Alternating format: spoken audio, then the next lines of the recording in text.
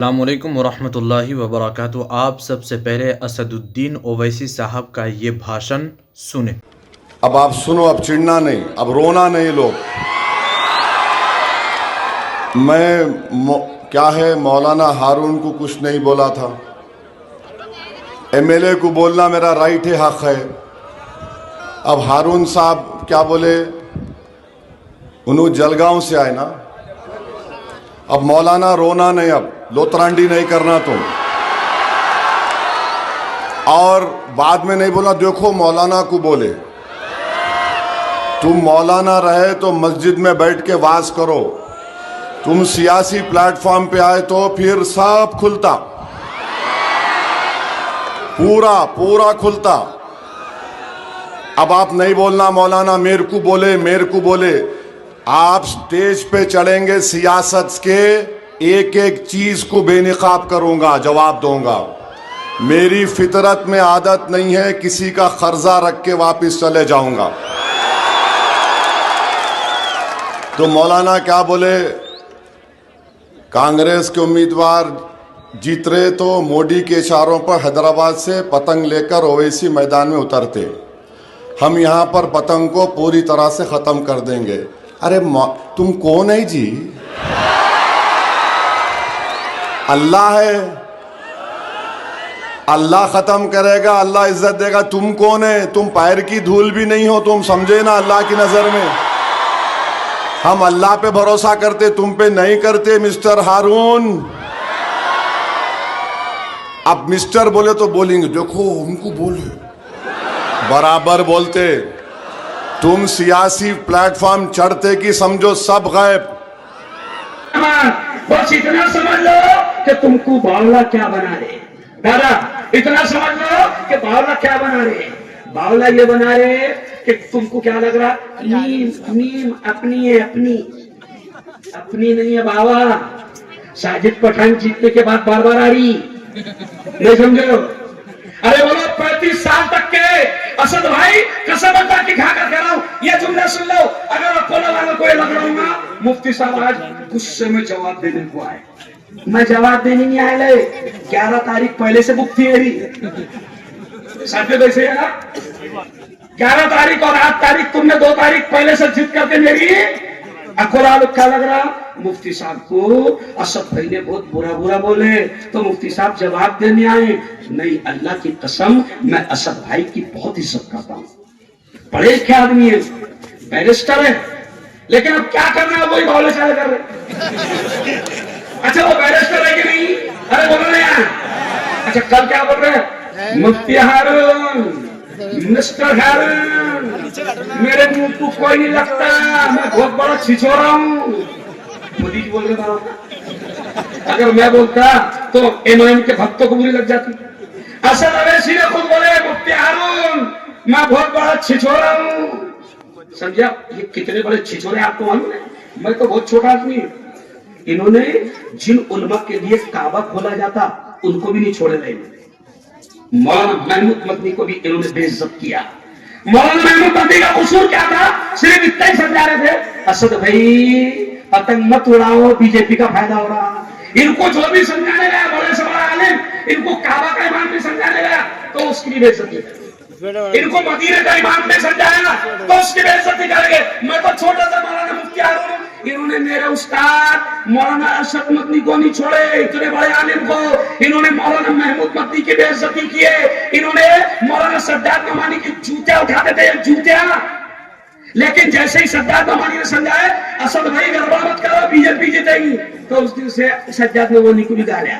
तो ये इनकी आदत है, वो छिछोरे, मैं छिछोरा नहीं समझा। अल्लाह की कसम मैं मुफ्ती है, मेरे नबी ने मुझको सिखाया कि किसी मोमिन की इज्जत से मत खेलना, वरना असद भाई मैं खानदेशी है, नहीं समझा।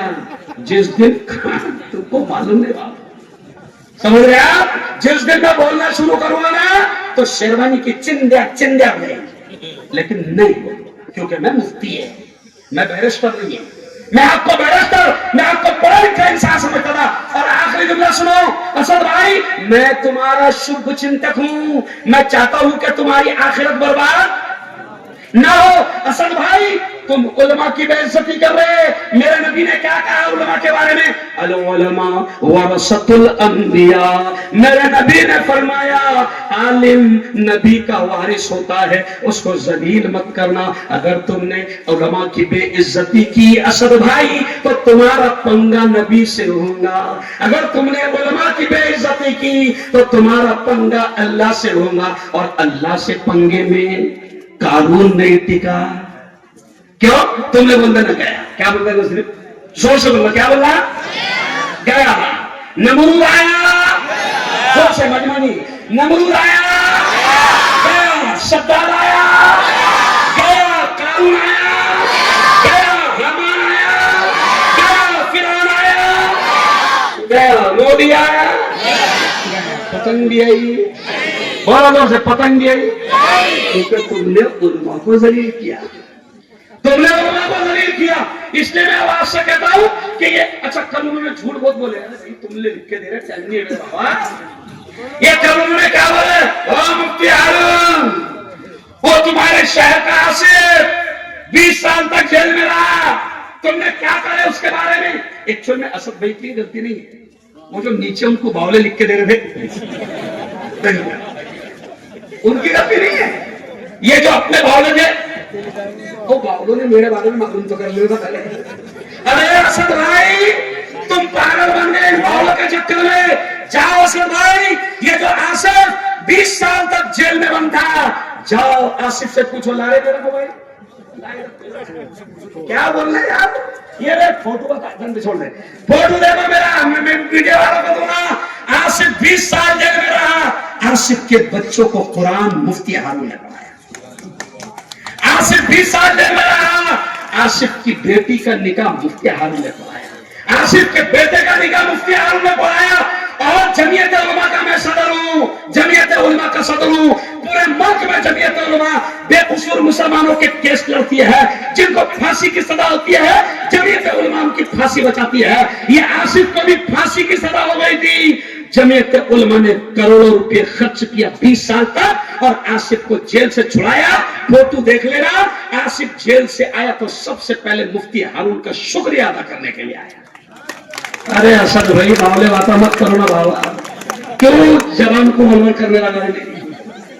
अच्छा इलेक्शन में मैं क्यों नहीं बोल रहा? सुन लो, ये चाल थी असद भाई। देखो सुनो सुनो कि मुसलमान लड़े, मुफ्ती आए और कल मेरी उधड़े, और फिर बीजेपी को मजा आ रहा। असद भाई मैं बावला नहीं है, तुम्हारा काम है मुसलमानों को आपस में लड़ाना। तुम्हारी पार्टी का नाम है इत्तेहादुल मुस्लिमीन। अरे तुम तो जा रहे वहां इंतशारुल मुस्लिमीन हो रहा, मुसलमान आपस में। अरे बोलो फिर जा रहे। मैं आपसे कहता असद भाई, आपके अब्बा ने नाम रखे, अच्छा मेरे को क्या करे? मुफ्ती हारून तुम्हारी पहली माशूका समाजवादी थी, नहीं समझा? तो मैंने कहा असद भाई तुम्हारी 30 साल तक के माशूका कांग्रेस की, कांग्रेस की गोद में बैठ के मलाई खाए अभी भी। अच्छा तेलंगाना में अभी भी असद भाई मलाई खाने के लिए मुफ्ती हारून की गोद में बैठे, कांग्रेस की गोद में बैठ गए और अखबारों में आके लोगों को कांग्रेस के खिलाफ बोल रहे। सच्ची बोलना तुम्हारी मां की कसम खाता। 1.25 घंटा असद अवैसी की तकरीर हुई, 1.25 घंटा। भाजपा पर 2 मिनट बोले और कांग्रेस पर 50 मिनट बोले। और कमाल की बात है, लोगों को अखबार वाले पहचानते नहीं। असद भाई मैं हैदराबाद आऊंगा मिठाई का डब्बा लेकर, क्योंकि तुमने 30 मिनट मेरे बारे में बोले तो आज इतनी पब्लिक में कुछ सुनने आ गई। नहीं तो 8 तारीख को आके गया तो किसको पता भी नहीं था।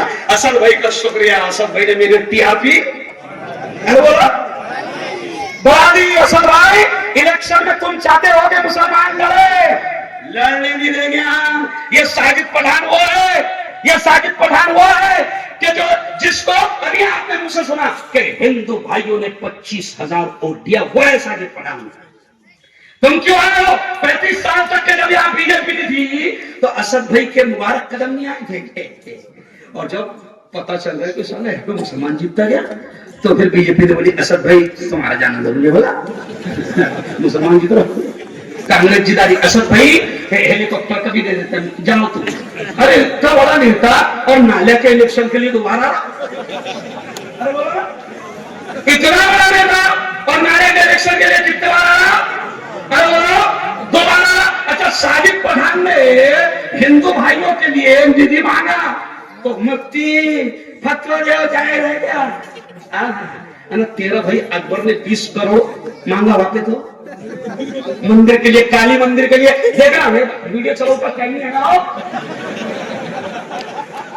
अकबर वैसी क्या बोल रहा, मुख्यमंत्री से क्या बोल रहा है विधानसभा में, वीडियो देख लेना। अकबर वैसी कितना अच्छा है कि अकबर एक मुसलमान को भगवान ने तौफीक दी, मुसलमान तुमसे 20 करोड़ मांग रहा है काली मंदिर के लिए। अकबर के जुमले है कि रे भाई वाशिरत नहीं हो रहा क्या? तेरा भाई मांग रहा 20 करोड़ मंदिर के वास्ते, तो सेकुलर नेता हो गया। पहले 15 मिनट में लड़ाया करा रहा था, नहीं हो गया पहले कितने में? नहीं, ये सब इंतशारुल मुस्लिमीन है, इत्तेहादुल मुस्लिमीन नहीं है। और असद भाई तुमको भी वार्निंग दे रहा वाला, मैं बहुत डेंजर है मेरे बारे में, तुमने जाने नहीं पूरा। और ये बावलों को बोल रहा अच्छा बताओ मेरे बारे में।